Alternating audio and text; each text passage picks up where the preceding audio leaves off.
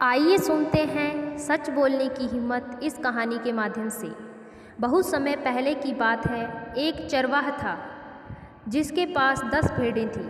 वह रोज़ उन्हें चराने ले जाता और शाम को बाड़े में डाल देता। सब कुछ ठीक चल रहा था कि एक सुबह जब चरवाहा भेड़ें निकाल रहा था तब उसने देखा कि बाड़े से एक भेड़ गायब है। चरवाहा इधर उधर देखने लगा। बाड़ा कहीं से टूटा नहीं था और कटीले तारों की वजह से इस बात की भी कोई संभावना न थी कि बाहर से कोई जंगली जानवर अंदर आया हो और भेड़ उड़ाकर ले गया हो। चरवाहा बाकी बची भेड़ों की तरफ घूमा और पूछा, क्या तुम लोगों को पता है कि यहाँ से एक भेड़ गायब कैसे हो गई?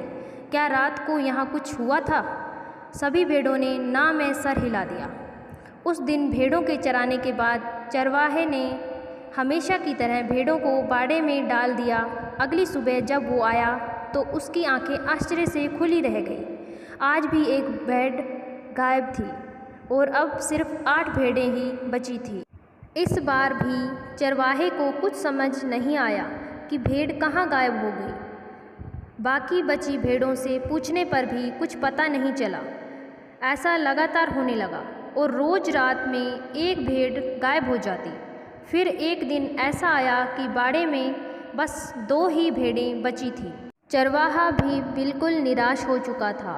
मन ही मन वो इसे अपना दुर्भाग्य मान सब कुछ भगवान पर छोड़ दिया था।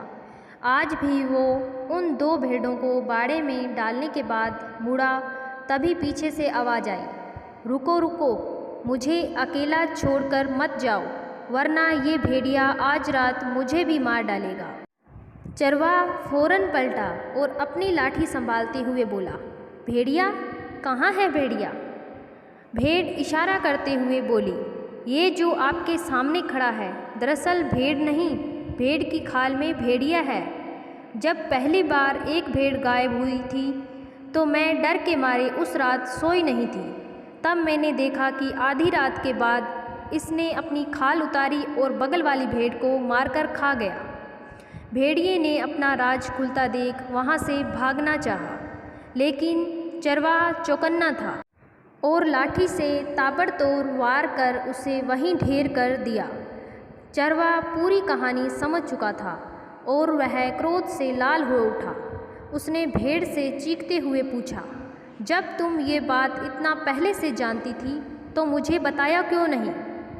भेड़ शर्मिंदा होते हुए बोली, मैं उसके भयानक रूप को देख अंदर से डरी हुई थी। मेरी सच बोलने की हिम्मत ही नहीं हुई।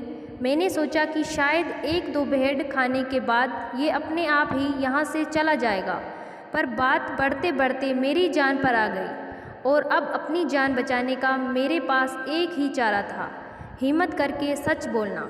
इसलिए आज मैंने आपसे सब कुछ बता दिया। चरवाहा बोला, तुमने ये कैसे सोच लिया कि 1-2 भेड़ों को मारने के बाद वो भेड़िया यहाँ से चला जाएगा? भेड़िया तो भेड़िया होता है, वो अपनी प्रकृति नहीं बदल सकता।